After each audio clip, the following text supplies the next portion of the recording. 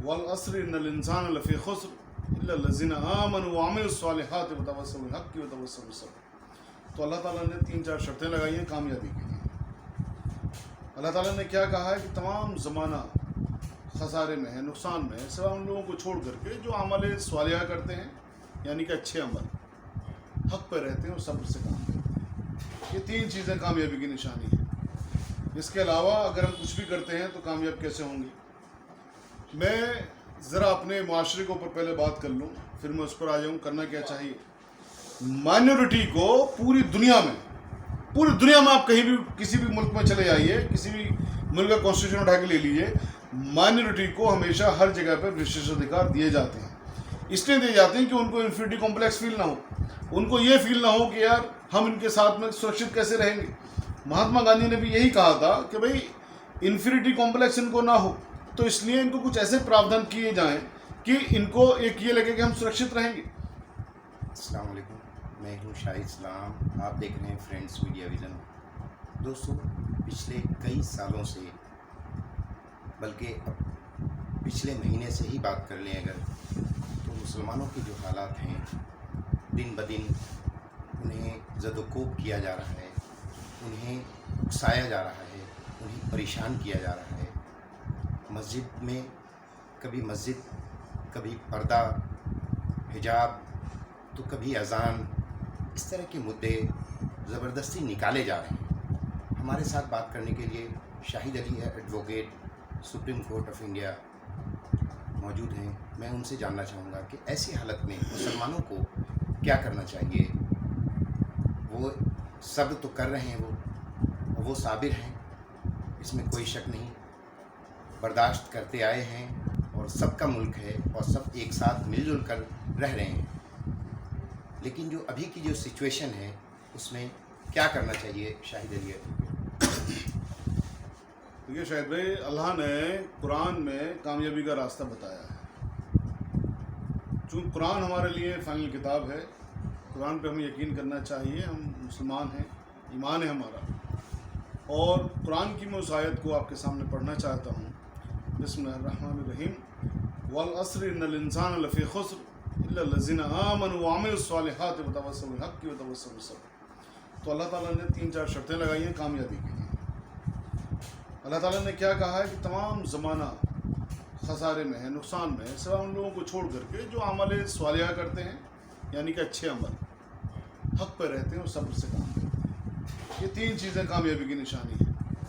इसके अलावा अगर हम कुछ भी करते हैं तो कामयाब कैसे होंगे? मैं ज़रा अपने माशरे के ऊपर पहले बात कर लूँ, फिर मैं उस पर आ जाऊँ। करना क्या चाहिए? मैं अभी एक शादी में गया शाहिद साहब, मुसलमानों की शादी थी, तो मुझे बहुत अफसोस हुआ। वहाँ पर शादी के पंडाल के बाहर गाड़ियों के साथ खड़े होकर के लोग शराब पी रहे थे। सारे मुसलमान थे जो शराब पीने वाले थे। सारे मुसलमान शराब नहीं पी रहे थे, लेकिन जितने भी वहाँ पर लोग शराब पी रहे थे वो अनफॉर्चुनेटली सारे मुसलमान थे। उसके बाद हम फिर ये उम्मीद कह सकते हैं कि शामिल थे उसमें। हाँ, ये उसके बाद फिर हम उम्मीद करें कि साहब हमारे अच्छे हालात या हमारे साथ जो चीज़ें हो रही हैं, इसी तरह से आप देखिए ब्याज वाली जो चीज़ है, कितने मुसलमान इस चीज़ से बचे हुए हैं। तो ये हमें ख़ुद अपने गिरबान में झांकना है, सबसे पहली बात तो ये। दूसरी बात ये है, देखिए हम जो कानून के आदमी हैं और हम शुरू से ये बात कहते आए हैं और हमने इस चीज़ को देखा भी कि कानून के साथ अगर आप खड़े हैं, कानून का आप साथ ले रहे हैं और कानून का आप साथ दे रहे हैं, तो आपको वक्ती तौर से तो परेशानी आती है, लेकिन आखिर में जीत आपकी होती है।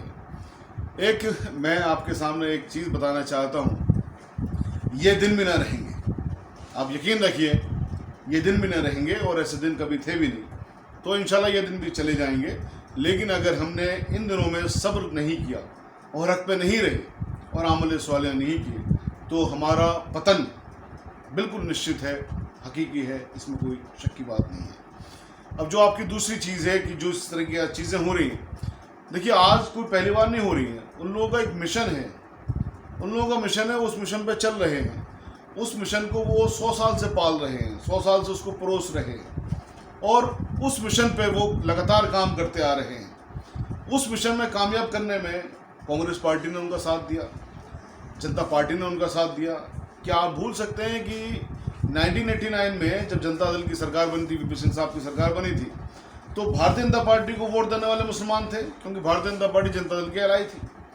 उससे पहले जब 1966 की बात मैं कर रहा हूँ, जब कांग्रेस ने जनसंघ का साथ लिया था, तो जो सेकुलर वोट थे उनको मिले। तो इनको दूध पिलाने वाला कौन है, इनको पालने पोसने वाला कौन है?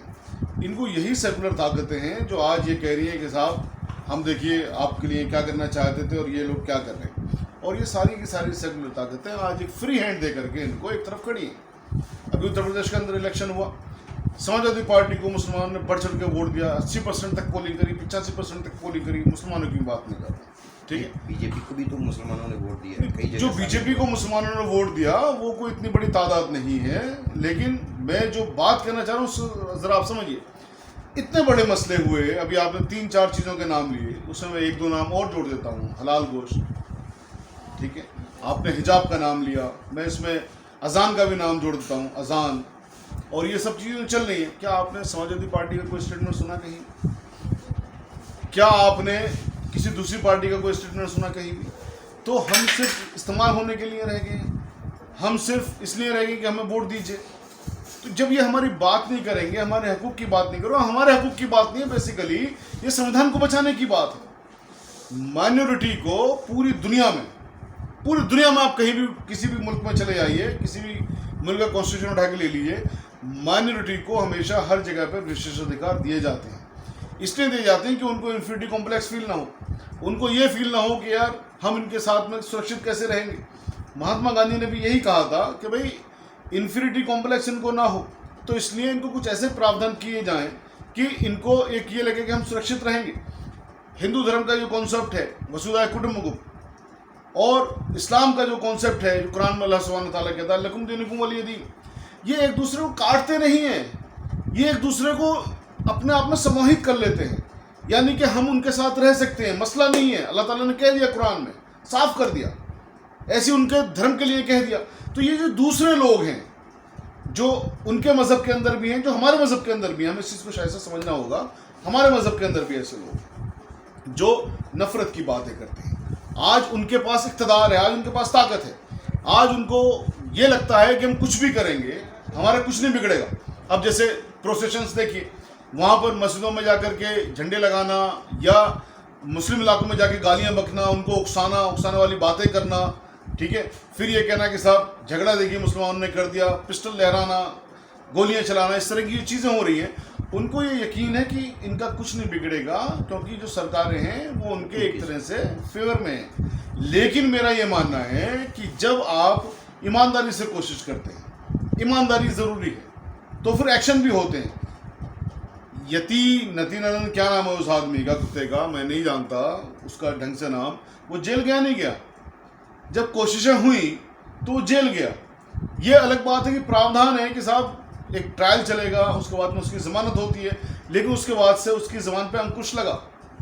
तो इस तरह की आप कोशिश कीजिए। अब दिल्ली के अंदर धर्म संसद हुई, उस पर FIR की गई, FIR दिल्ली पुलिस ने की। हालांकि दिल्ली पुलिस ने जो दबाव है उसके ऊपर, तमाम राजनीतिक, उन्होंने अपना एफिडेविट दिया कि साहब धर्म संसद के अंदर कुछ भी ऐसी बात नहीं हुई थी कि उत्तेजना फैले, ये फैले, वो फैले। लेकिन इस चीज़ का नतीजा क्या हुआ कि आगे से ये इस तरह की धर्म संसदें होना कम हो जाएंगी। तो मेरा कहना ये है कि जब भी कोई आपके संज्ञान में ऐसी चीज़ आए, वो आपके इलाके में घुस रहे हैं, नारे लगा रहे हैं, या मस्जिदों के अंदर तोड़फोड़ करने की कोशिश कर रहे हैं, गुस्सा आता है, रिटेलिएशन का उस वक्त वो होता है कि साहब रिटेलिएशन होना चाहिए। लेकिन हकीकत में बताइए कितने लोगों ने, उस इलाके कितने लोगों ने कानून का सहारा लिया, कंप्लेंट फाइल करी। अब ये कहते हैं साहब कंप्लेंट में क्या होगा, कुछ नहीं होगा। भाई यकीन तो रखो, मेहनत तो करो। अब तबलीगी जमात वाला मैटर आपके सामने है, क्या कानून के जरिए इन लोगों का इलाज नहीं हुआ? नहीं हुआ कानून के जरिए इन लोगों का इलाज। हालांकि डैमेज बहुत हो गया। जो विदेशी लोग थे, जो हिंदुस्तान के भी लोग थे, उनको क्वारंटाइन में 70 दिन रहना पड़ा, वो टाइम वापस नहीं आ सकता, लेकिन इलाज तो हुआ ना। अब जो फ्यूचर जनरेशन्स हैं उनके लिए तो कम से कम दोबारा ऐसी हरकत नहीं करेंगे, ऐसी कोशिश नहीं करेंगे। तो मेरा जो कहने का मतलब है वो ये है, सीधी सी बात है कि आप, कानून हमारा बहुत सक्षम है, कानून को जो इम्प्लीमेंट करने वाले हैं वो कहीं पर फिरकापरस्त हो सकते हैं, नहीं करेंगे इम्प्लीमेंट। जैसे एक दिल्ली पुलिस की एक आजकल वो वायरल हो रही है, एक पुलिस वाले की, कि साहब मैं मुसलमानों के चालान काटता हूँ। तो इस तरह के लोग भी हैं, क्योंकि इंसान ही तो है ना, लेकिन अच्छे लोग भी हैं।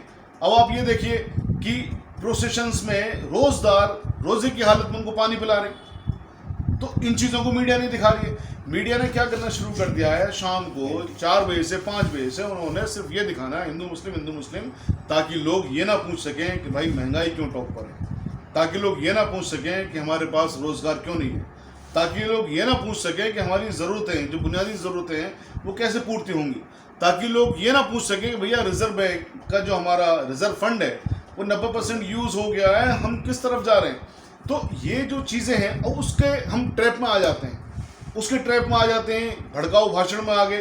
अल्लाह ताला तो कुरान में कह रहा है, क्या कह रहा है कुरान में, मैं आपको उसकी आयत भी बता दूंगा, मैं आपको उसका मफहूम बता रहा हूँ कि हमने आपको किसी के ऊपर सुपरिटेंडेंट नहीं लगाया है, आप सिर्फ अपना मैसेज दीजिए, दैट्स ऑल, बाकी हमारे ऊपर छोड़ दीजिए। और हम यहाँ पर क्या कर रहे हैं कि कुरान शरीफ खुद कह रहा है इन्नल्लाह मअस-साबिरीन, हम सब्र करने वालों के साथ हैं। बेशक। तो इसका भी मफहूम तो यही जाता है कि हमें अपने आप को बर्दाश्त करके रखना चाहिए। बिल्कुल सही बात है आपकी, और साथ में इलाज भी है। इलाज क्या है, देखिए अल्लाह ताला एक हदीस पाक है, इसका मफहूम यह है कि ईमान के 3 दर्जे हैं। आप मन में कम से कम बुरा करें, आखिरी दर्जा आप मुंह से बुरा कह दीजिए बुराई को, ठीक है। दूसरा दर्जा आप उसको आगे बढ़ के रोक दीजिए, पहला दर्जा। तो रोक दीजिए, पहला दर्जा जो यहाँ पर होगा, यहाँ पर रोकने के लिए क्या आपके पास में, जैसे कल जहांगीरपुरी में एक प्रोसेशन निकला, इलीगल प्रोसेशन निकला, तो उसको वहाँ पर आगे बढ़ कर रोक दीजिए। इसका मतलब नहीं हाथ से रोक दीजिए, आपके पास में यहाँ पर एक कानून नाम की चीज़ है। एक भी मुसलमान ने 100 नंबर कॉल करी नहीं की, झंडा जब मस्जिद पर लगाने की कोशिश कर रहे थे, कोई वीडियो बनाई नहीं बनाई। तो जो आपने पहले दर्जे की आपकी चीज़ें थी कि उनको रोक दीजिए, उसमें शामिल था कि आप उनके उस कृत्य की, उस काम की वीडियो बनाते, एविडेंस क्रिएट करते, एविडेंस इकट्ठा करते, क्रिएट नहीं इकट्ठा करते एविडेंस। आप 100 नंबर कॉल करते, आप पुलिस को बुलाते, ठीक है, एक्शन उसके बाद में होता, लेकिन फिर वो एक्शन ऐसा होता कि इस तरह की चीज़ें ये गुंडे कभी नहीं कर सकते थे, ये गुंडे कभी नहीं कर सकते ऐसी चीज़ें। अब यहाँ पर ऐसी चीज़ें करके क्या हो जाता है कि अब देखिए वो उनको, खैर मैं उस चीज़ पर ज़्यादा कमेंट नहीं करना चाहूँगा कि यहाँ पर ये करने के बाद में जो लोग जेलों में जा रहे हैं, अब एक तरफ के 14 लोगों को पकड़ के बंद कर दिया, जब दबाव पड़ा वहाँ पर लोगों ने हंगामा किया, औरतों ने वहाँ पर नारेबाजी की रोज़े की हालत में, तो पुलिस ने दूसरी एफआईआर भी की। हम ये नहीं कह रहे कि साहब दूसरी एफआईआर नहीं हुई, लेकिन हमारा कहना यह है कि जब तक, अब यहाँ पर लड़ने वाली क्या बात है, जो मैं कह रहा हूँ पहले दर्जे वाली बात, कि अभी हम मांग करिए ना कि इन्वेस्टिगेशन दिल्ली हाई कोर्ट के सिटिंग जज के सुपरविजन में हो। कोई मांग नहीं करेगा इस चीज़ के लिए, जज्बाती बात है, सब करने आ जाएंगे, लोगों को भड़काने के लिए सब आ जाएंगे। यहाँ पर जो आपके पास इलाज हैं, उन इलाज की तो बात करिए। अब खारगांव के अंदर जो वहाँ पर 100 घरों को बुलडोज किया गया, वहाँ पर कितने लोगों ने पीआईएल फाइल करी है सुप्रीम कोर्ट के अंदर, मध्य प्रदेश हाई कोर्ट के अंदर। इलाज आपके पास ये है। मैं फिर कह रहा हूँ कि कुछ लोग भले क्रिमिनल हो सकते हैं, लेकिन सारे लोग क्रिमिनल नहीं है। अभी भी भारतीय जनता पार्टी की जो सरकार बनी है, उनको इक़्तिदार नहीं है हकीकत में, वो 41% 40% वोटों की वजह से सरकार में आई हैं, जिसमें जैसे आपने पहले कहा कि मुसलमानों के वोट भी शामिल है, ठीक है, लेकिन 60 या 61% या 59% वोट तो उनके खिलाफ है ना अब भी। तो यानी कि अच्छे लोगों की तादाद ज़्यादा है, लेकिन जो डेमोक्रेटिक सिस्टम है उसमें यह है कि जिसके पास वोट ज़्यादा आ जाए वो उसकी सरकार बन जाती है, ठीक है, सरकार उनकी बन गई। लेकिन इसका मतलब ये नहीं कि अच्छे लोग ख़त्म हो गए। तो कुछ जो कानून को इम्प्लीमेंट कर रहे हैं वहाँ भी अच्छे लोग हैं, जो लोग जुडिशरी में वहाँ भी बहुत अच्छे लोग हैं, जो लोग दूसरी चीज़ों में वहाँ भी अच्छे लोग हैं। अच्छे लोगों का साथ लीजिए ना, किसने आपको रोका, लेकिन मेहनत तो करिए, कोशिश तो करिए। हमने 100 से ज़्यादा केस किए, ठीक है, हमें केसों के अंदर बहुत ज़्यादा कामयाबी नहीं मिली, लेकिन फिर भी हमें इतनी कामयाबी मिली कि हमने ये देखा कि दोबारा उन चीज़ों को ये लोग नहीं कर पाए। हमने, आपको याद होगा, एक मल्होत्रा नाम का एमपी होता है दिल्ली में, जिसने कहा था कि ओखला टेररिस्टों का डैन है, टेररिस्टों का अड्डा है। हमने उसके खिलाफ केस किया। दोबारा मल्होत्रा का कोई बयान आपको सुनने को नहीं मिला होगा।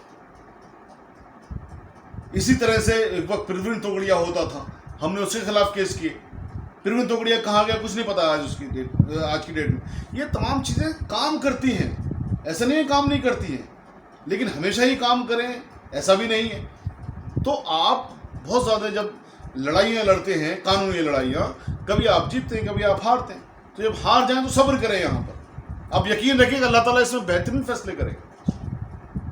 आप चूंकि हक पर हैं, अगर तो आप हक पर आपको रहना है, आपने मेहनत करनी है, आप पूरी दिल से मेहनत करिए, बाकी फैसला अल्लाह के ऊपर छोड़ दीजिए। ठीक है, किसी भी चीज़ का फैसला हमारे हाथ में नहीं है, वो अल्लाह ताला करने वाला है। बेहद शुक्रिया शाहिद भाई, आपको यह प्रोग्राम कैसा लगा मुझे ज़रूर बताएं और हमारे चैनल फ्रेंड्स मीडिया विज़न को सब्सक्राइब करें।